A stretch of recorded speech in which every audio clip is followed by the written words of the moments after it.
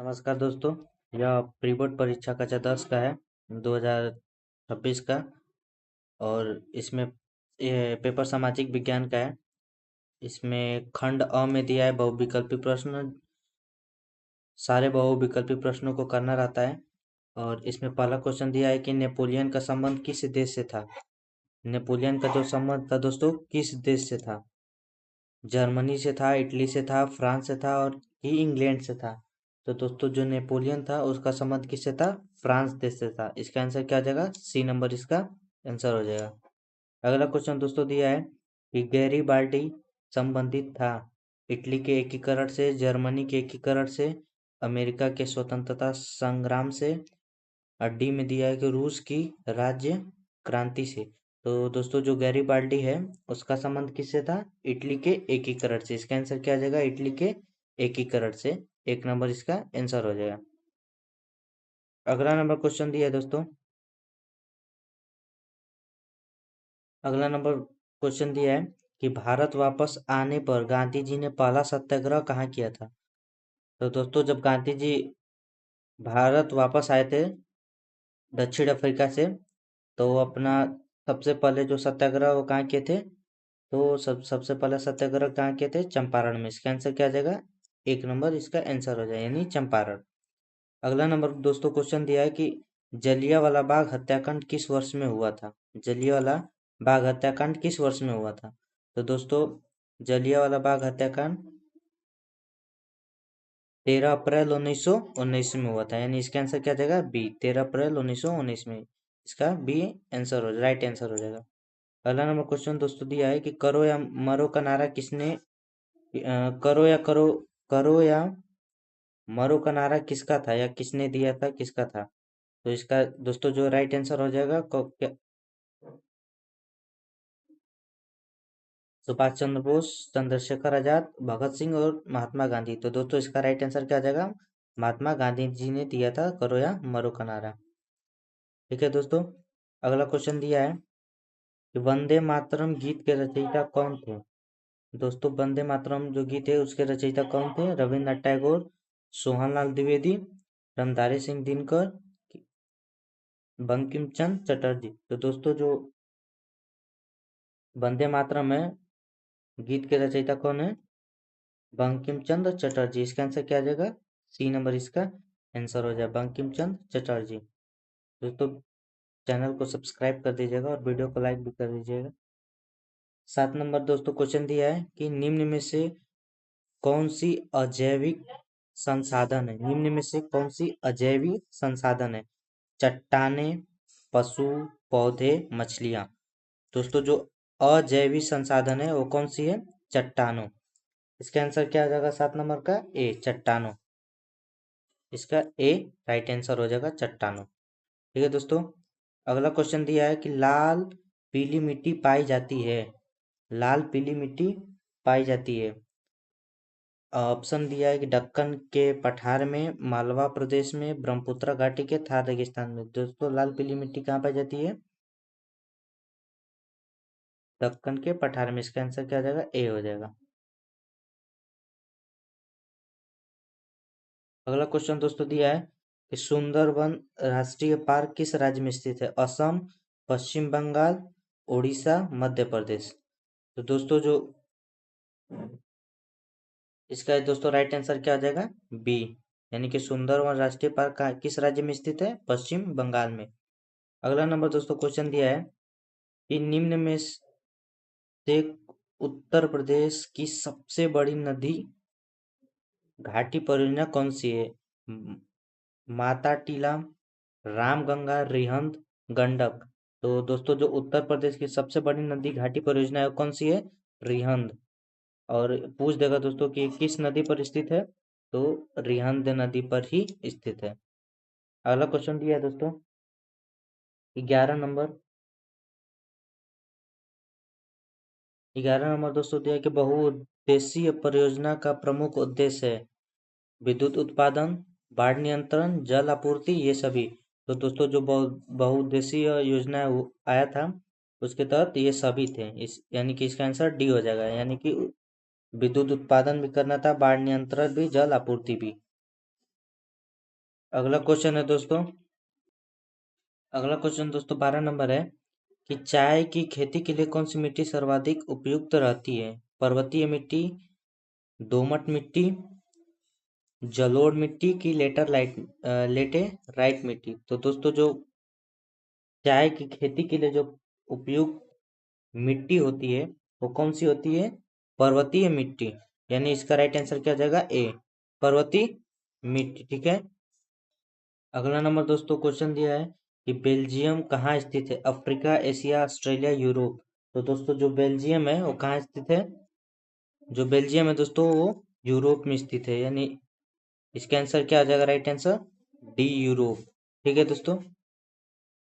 और अगला क्वेश्चन है दोस्त कि 14 नंबर दोस्तों क्वेश्चन दिया है कि श्रीलंका में कौन सा बहुसंख्यक वर्ग है? दोस्तों जो श्रीलंका है उसमें कौन सा बहुसंख्यक वर्ग है? तमिल, ईसाई, सिंहली, मुस्लिम। तो दोस्तों जो श्रीलंका है उसमें बहुसंख्यक वर्ग कौन सी है? सिंहली। यानी इसका आंसर क्या आ जाएगा? सी नंबर इसका राइट आंसर हो जाएगा। ठीक है दोस्तों। अगला क्वेश्चन देखते हैं। 15 नंबर अगला क्वेश्चन दिया है कि निम्नलिखित में कौन सा संघीय राज्य नहीं है? मणिपुर, हिमाचल प्रदेश, अरुणाचल प्रदेश या दिल्ली। तो दोस्तों इसमें संघीय राज्य कौन से नहीं है? इसका आंसर राइट आंसर क्या हो जाएगा? दिल्ली। दिल्ली संघीय राज्य नहीं है। अगला क्वेश्चन देखते हैं। 16 नंबर दोस्तों क्वेश्चन दिया है कि धर्मनिरपेक्ष राज्य में धर्म का कोई स्थान नहीं, एक राष्ट्र एक धर्म में विश्वास, केवल बहुसंख्यक वर्ग के धर्म को मान्यता है, सभी धर्मों को समान समझना। तो दोस्तों जो धर्मनिरपेक्ष राज्य होता है यानी कि सभी धर्मों को समान समझना, सभी धर्मों को समान समझना, इसका ये राइट आंसर। यानी कि इसका राइट आंसर क्या हो जाएगा? D is correct answer. अगला दोस्तों क्वेश्चन देखते हैं। दोस्तों वीडियो को लाइक और चैनल को सब्सक्राइब कर दीजिएगा। और अगला क्वेश्चन है कि महिलाओं को आत्मनिर्भर बनाने वाली संस्था निम्न में कौन सी कौन सी है?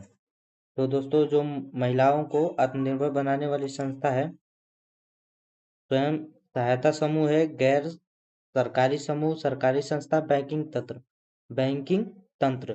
तो दोस्तों इसका करेक्ट आंसर क्या आ जाएगा? ए नंबर इसका करेक्ट आंसर हो जाएगा। अगला क्वेश्चन दोस्तों देखेंगे। अगला क्वेश्चन दिया है आर्थिक विकास के अंतर्गत सम्मिलित लक्ष्य है नियमित रोजगार, बेहतर मजदूरी, सुरक्षा एवं स्वतंत्रता, ये सभी। तो दोस्तों जो आर्थिक आर्थिक विकास है उसका सम्मिलित जो लक्ष्य है उसका क्या है? इसका करेक्ट आंसर हो जाएगा ये सभी इसका करेक्ट आंसर हो जाएगा। नियमित रोजगार, बेहतर मजदूरी, सुरक्षा और स्वतंत्रता ये आर्थिक विकास के अंतर्गत सम्मिलित लक्ष्य है। अगला क्वेश्चन दिया है दोस्तों कि निम्नलिखित में कौन प्राथमिक क्षेत्र के अंतर्गत आता है? निम्नलिखित में से कौन प्राथमिक क्षेत्र के अंतर्गत आता है? खनन, विनिर्माण, सूचना, बैंकिंग। दोस्तों ये बहुत इंपॉर्टेंट क्वेश्चन है, हर एक पेपर में पूछा जाता है लगभग। या तो प्रथम प्राथमिक क्षेत्र या द्वितीय क्षेत्र पूछ लेगा आपको, बहुत इंपॉर्टेंट है। 19 नंबर का करेक्ट आंसर क्या आ जाएगा? निम्न में से कौन सा प्राथमिक क्षेत्र के अंतर्गत दोस्तों क्या आता है? खनन। खनन इसका करेक्ट आंसर हो जाएगा। यानी कि ए नंबर इसका खनन करेक्ट आंसर है। अगला क्वेश्चन दोस्तों दिया है एगमार्क किन वस्तु के लिए प्रमाणिक चिन्ह है? जो एगमार्क होता है वो किन वस्तु के लिए प्रमाणिक चिन्ह है? उपभोग वस्तु, सेवा वस्तु, खाद्य पदार्थ, इलेक्ट्रॉनिक। तो दोस्तों इसका करेक्ट आंसर क्या हो जाएगा? इसका करेक्ट आंसर सी हो जाएगा। यानी कि खाद्य पदार्थ इसका राइट आंसर हो जाएगा सी। ठीक है दोस्तों। अगला क्वेश्चन देखते हैं। खंड ब आ जाता है, इसमें दोस्तों वर्णनात्मक प्रश्न होते हैं। खंड ब में दिया है पहला कि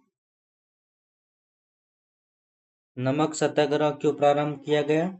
इसका संक्षिप्त विवरण दीजिए। अथवा में करके दिया है कि वर्ष 1929 की आर्थिक महामंदी का भारतीय अर्थव्यवस्था पर क्या प्रभाव पड़ा? इसका आपको टिप्पणी इस पे देना है, यानी कि संक्षिप्त में विवरण देना है। लगभग 80 शब्दों में हो जाएगा, लेकिन दोस्तों आपको जितना अच्छे से लिख सकते हैं उतने अच्छे से आपको इसको लिखना है। अगला क्वेश्चन दिया है दोस्तों अगला क्वेश्चन दोस्तों दिया है 2 नंबर की, बहुउद्देशीय नदी घाटी परियोजना के किन्हीं 4 महत्वों को बताइए। बहुउद्देशीय नदी घाटी परियोजना के किन्हीं 4 महत्वों को बताइए।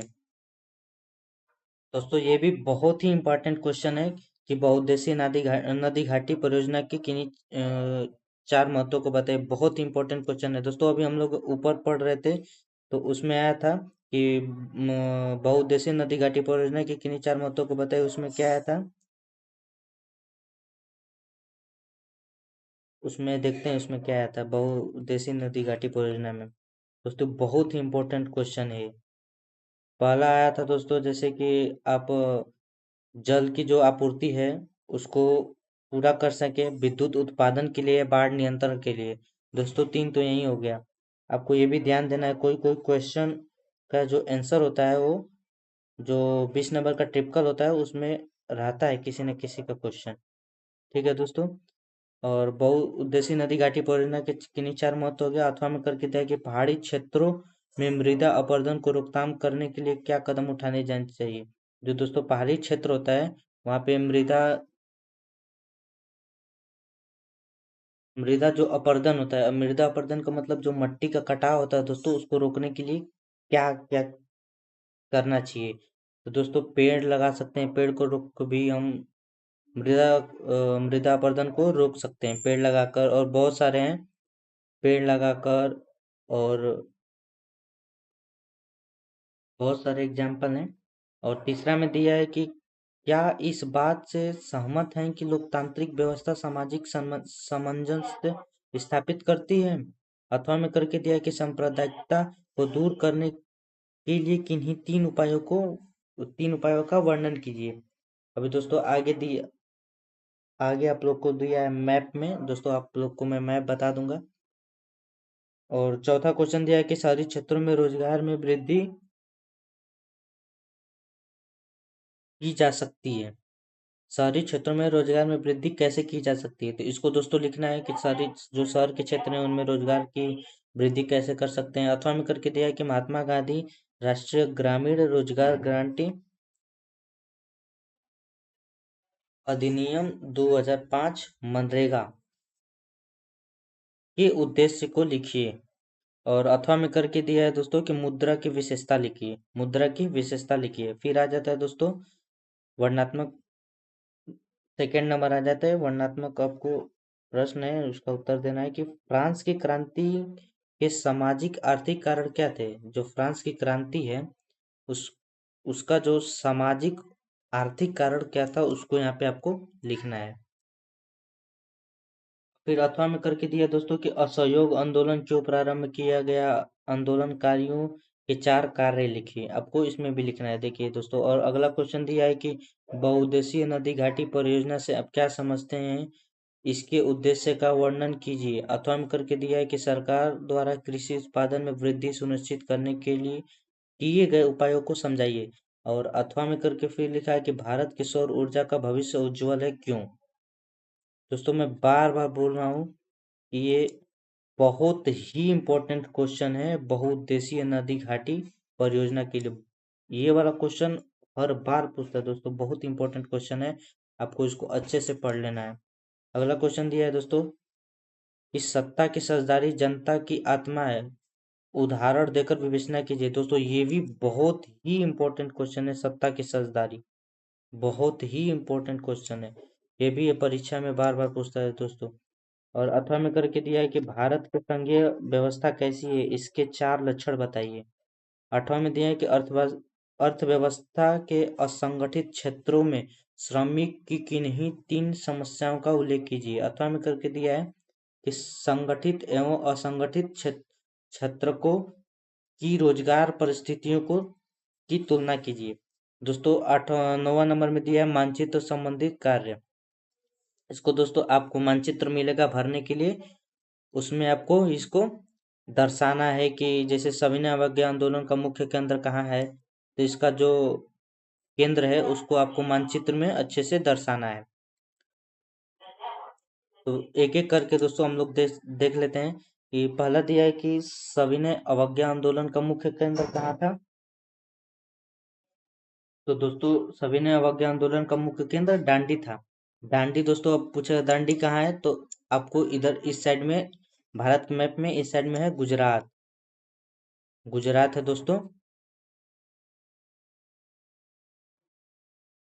तो जो सविनय अवज्ञा आंदोलन हुआ था वो कहाँ हुआ था, दांडी गुजरात में हुआ था। ठीक है दोस्तों। और वही अगला क्वेश्चन दिया है कि वह स्थान जहाँ जलिया वाला बाग हत्याकांड हुआ था। ये तो दोस्तों हर बार पूछता है लगभग, कि तो जलिया वाला बाग हत्याकांड हुआ था वो किस स्थान में है? तो दोस्तों ये कहाँ हुआ था, अमृतसर में हुआ था। और अमृतसर कहाँ है, पंजाब में। कहाँ है दोस्तों, पंजाब। और दोस्तों इसको पंजाब में आपको दर्शाना है। अगला क्वेश्चन दिया है कि असहयोग आंदोलन की उद्घोष, ये भी दोस्तों आपको कहाँ दर्शाना है, मैप में ही दर्शाना है इसको। दोस्तों असहयोग आंदोलन का उद्घोष कोलकाता में हुआ था। यानी कि अभी आपको मैप में दर्शाना होगा पश्चिम बंगाल, कोलकाता। और चौथा नंबर दोस्तों है कि चंपारण किसानों का आंदोलन। तो चंपारण किसानों का आंदोलन दोस्तों कहाँ हुआ था, चंपारण बिहार में। यानी कि जो बिहार है उसको आपको दर्शाना है बिहार में। वह स्थान जहाँ महात्मा गांधी ने नमक कानून भंग किया। तो नमक कानून कहाँ भंग किए थे गांधी जी ने, दांडी में। कहाँ दोस्तों, दांडी में। दांडी कहाँ पड़ता है, गुजरात में पड़ता है। तो आपको मैप में कहाँ दर्शाना है, दांडी लिख के, और वहाँ पे गुजरात जहाँ है वहाँ पे दर्शा देना है मैप में। गुजरात मैप के जो हमारा भारत का नक्शा है जो ऐसे है, तो मैप में गुजरात कहाँ पड़ता है, इस साइड गुजरात पड़ता है, तो आपको गुजरात में दर्शा देना है। अगला क्वेश्चन दोस्तों है कि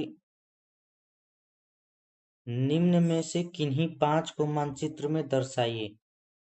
इनमें से दोस्तों किसी पांच को मानचित्र में दर्शाना है। पहला दिया है गेहूं उत्पादक क्षेत्र। तो दोस्तों गेहूं जो उत्पादक क्षेत्र है ये पंजाब है।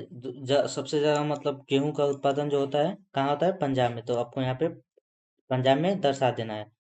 क्वेश्चन को दोस्तों ध्यान से पढ़ा कीजिए, क्योंकि क्वेश्चन में दिया है कि किन्हीं पांच को मानचित्र में दर्शाना है। मान लीजिए किसी को सब आ रहा है, सब दर्शा देगा तो भी गलती हो जाएगी। और दूसरा में दिया है कि भाखड़ा नंगल बांध। भाखड़ा नंगल बांध कहाँ है, तो ये हिमाचल प्रदेश। भाखड़ा नंगल बांध कहाँ है दोस्तों, हिमाचल प्रदेश और पंजाब के सीमा पर है। और तीसरा दिया है कि बोकारो स्टील संयंत्र। तो दोस्तों जो बोकारो स्टील संयंत्र है वो कहाँ है, झारखंड में है। आपको झारखंड मैप में दर्शाना है। और चौथा है कि जूट उत्पादक क्षेत्र। तो दोस्तों जो जूट उत्पादक क्षेत्र है वो पश्चिम बंगाल में ज्यादा होता है। तो इसके अंदर 4 नंबर का पश्चिम बंगाल में आपको दर्शाना है। और पांचवा है दोस्तों की तुंगभद्रा, तुंगभद्रा नदी को दर्शाना है। तो तुंगभद्रा कहाँ है,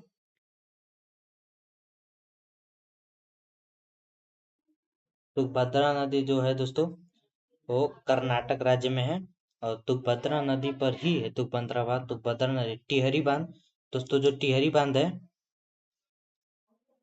टिहरी जो दोस्तों भागीरथी नदी और उत्तराखंड में। और दोस्तों लास्टवा क्वेश्चन है कि लौह अयस्क की खान। जो दोस्तों लौह अयस्क की खान है जो वो झारखंड में भी है, सिंहभूम झारखंड में भी है, और जो बैला डीला है वो छत्तीसगढ़ में भी है। तो दोस्तों आपको मैप में इसको दर्शाना है, और इस क्वेश्चन को ध्यान से पढ़िएगा। निम्नलिखित में किन्हीं पांच को दर्शाना है, तो पांच को आपको दर्शाना है।